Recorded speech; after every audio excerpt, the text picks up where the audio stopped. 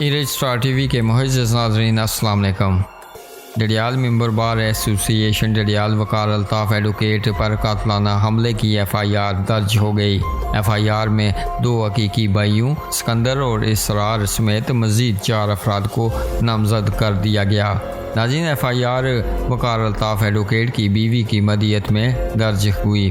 ناظرین، واقعے کے 2 نامزد ملزمان مرزا محبوب اور ملک اظہر آف رٹا کو تھانہ پولیس ڈڈیال نے گرفتار کر لیا ہے۔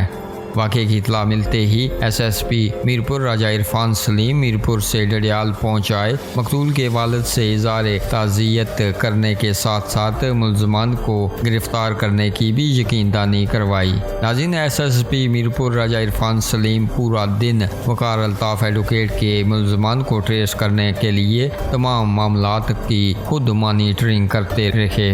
ڈی ایس پی ڈڈیال اور S H O police Dadyal کو بھی ساتھ ساتھ ہدایات بھی جاری کرتے رہے۔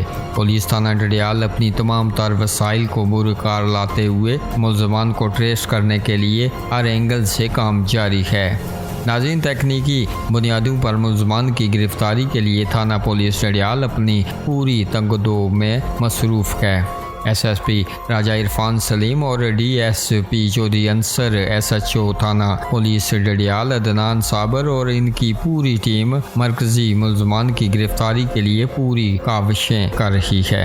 ناظرین، جن 2 ملزمان کی فائرنگ سے وقار الطاف ایڈوکیٹ موت ابدی نیند سوئے، ان ملزمان کو گرفتار کرنا اب پولیس تھانہ ڈڈیال کے لیے کسی چیلنج سے کم نہیں۔ یاد رہے کہ پچھلے رمضان المبارک میں بھی وقار الطاف پر حملہ ہو چکا تھا، مگر ہمیں مختلف ذرائع سے جو خبریں مل رہی ہیں کہ پولیس تھانہ ڈڈیال کا پورا عملہ حلقہ LA1 ڈڈیال کی 9 یونین کونسلوں سمیت پوری محنت اور لگن سے کام کرنے میں مصروف ہے۔